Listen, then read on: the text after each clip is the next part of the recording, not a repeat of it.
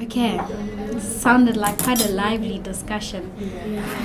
Maybe if we just, maybe one from each team, or if you feel like you want to share your answers, we'll just go around each team, each group rather, each pair actually, to say what your issues would have been.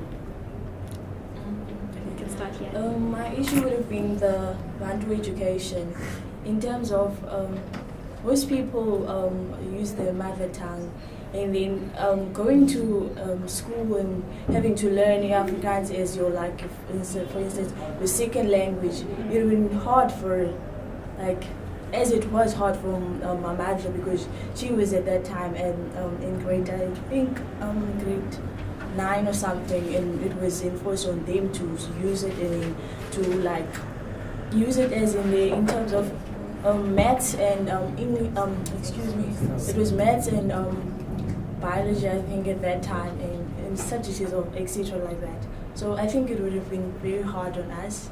Even though we, like, now I was doing at high school 3 languages, which was English, and then Afrikaans is my second language, but it was not that much on me. So yeah. Next person. Also, I was also part and parcel of that Bantu education, just because by the time I was doing matric, it was forced to us to do Afrikaans, and then I failed Afrikaans dismal, just because there was no one to interpret us, like especially the composition. The composition in our time, I don't know whether there was some composition this time. There were compositions where we had the right composition. And then in that case, it was... Can you explain what is the composition? It was made by schools. Oh, just essays. Okay. It's an essay these days. We call it those days composition.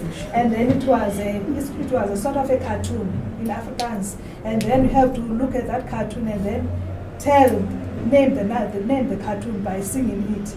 It was difficult to us because we didn't even know Afrikaans. And then all our teachers that were present at that time, not even one knew Afrikaans so that can interpret it for us. And then they told us, you must guess. So that is why I failed dismal Afrikaans. So it was difficult for us. So you don't like Afrikaans? I do like it now these days, but at that time I hate it.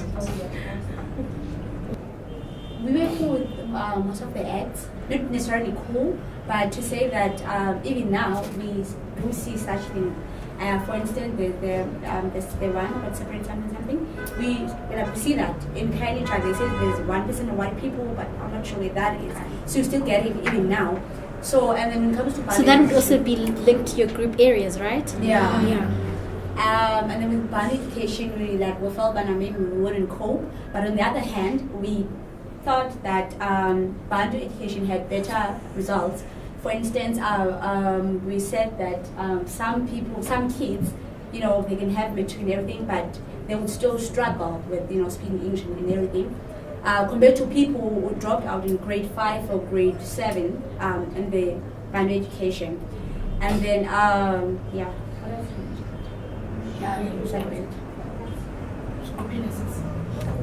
What I've seen as an issue, first of all, is the Bantu education. And when you are at school, you have the subjects to learn. So when you do those subjects all in your mother tongue in Xhosa, and then when you have to go to school, to get a job, who's going to give you a job?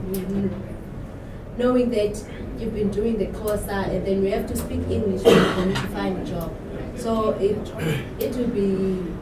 is the issue that we had, but it is better now in nowadays because you have a choice. You have a choice of a subject, what you want to do, but the first language will always be Xhosa when you are in the Xhosa school. And then when it comes to the prohibition of mixed marriages, we find it difficult living in the same lane, whites, black and whites, and then there it comes, you don't get to marry the person of your choice, even if you want to marry a white or marry a black But now it is quite different because you can marry a white PA.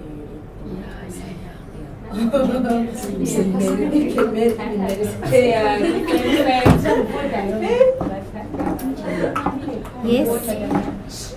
Wants to. On all those laws,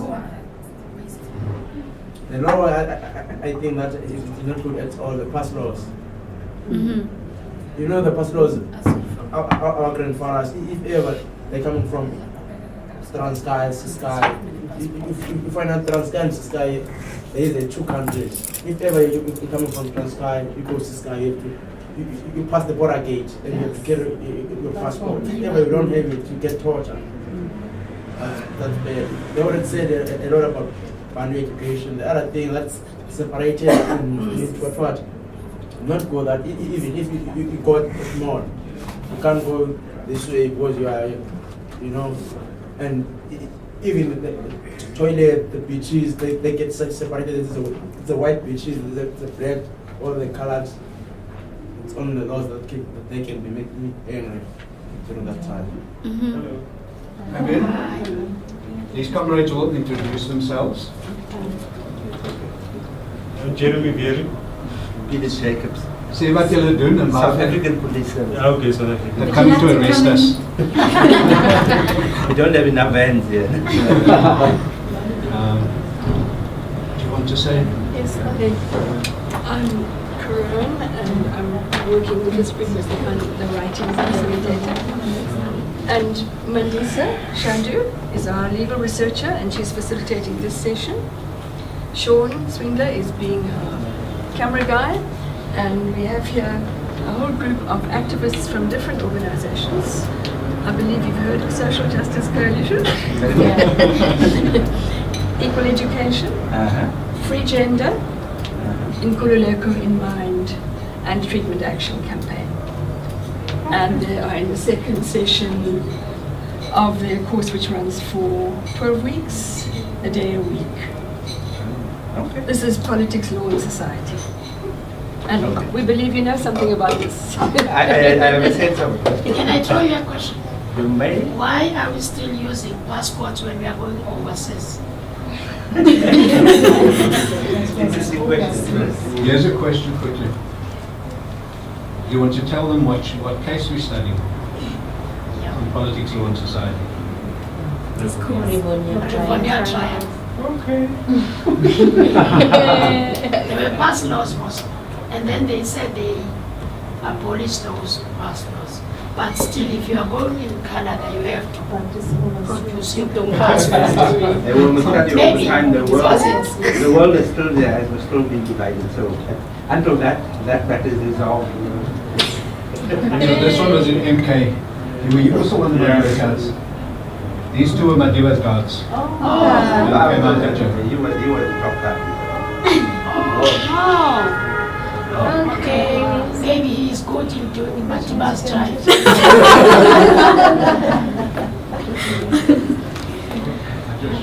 Okay.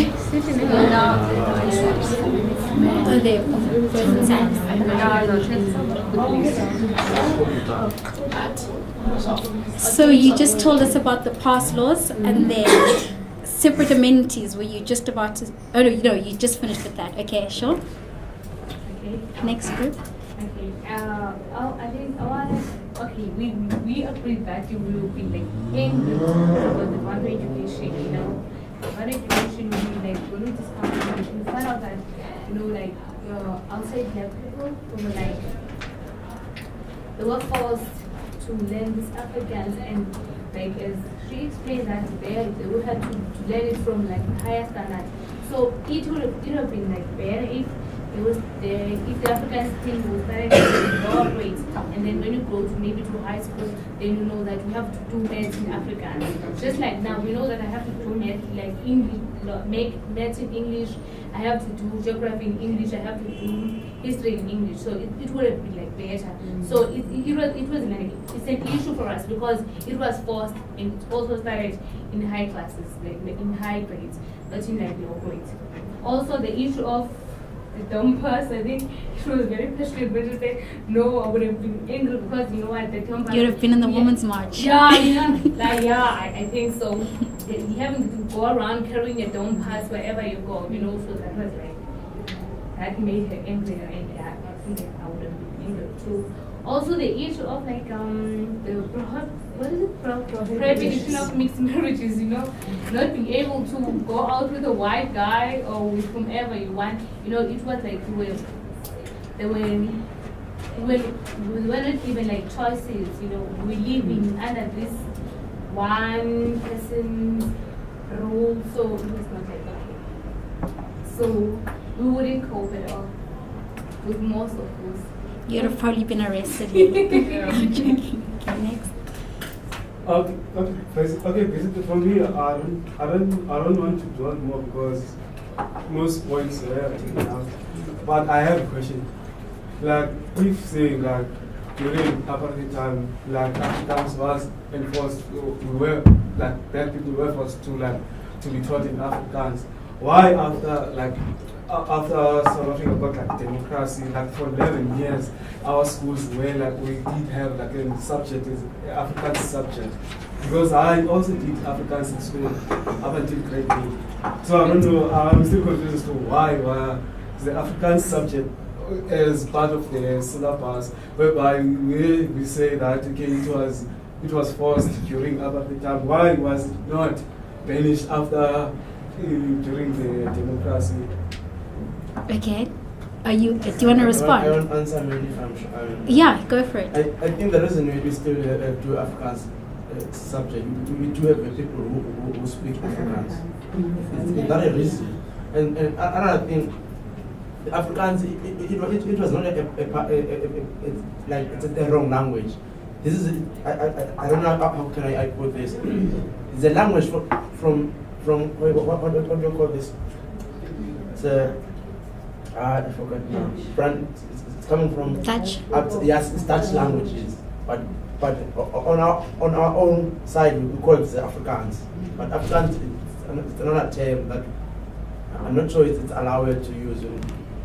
I would look at our constitution, and which recognizes all these 11 official languages, right? And what it means in a democracy, what it means when you take power as a majority, one of the most important principles is not to suppress the minority. So it would have been very dangerous to banish Afrikaans. That's what I would say to that, because then what you're doing is you're creating another group of angry people, and that's a dangerous thing to do, especially coming out of this history of resistance and of violence and of repression and so on. So that's just where I touch on that question. But of course, there's more to be unpacked with your question. As Karan said, we'll park it for now and we'll come back to it maybe in one of your language lessons. Okay. Next pair. Oh, you were. Yeah, we're together. Okay.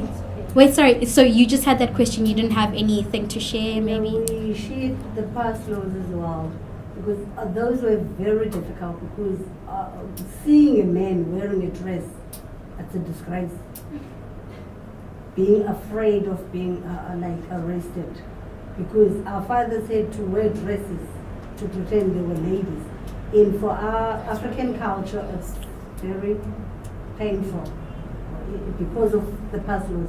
And even for those people who were coming from South Africa was divided because there was Transkei, there was Ciskei, and there were watchdogs there, because like Matanzima was Transkei's watchdog, and LL7 was Ciskei's watchdog.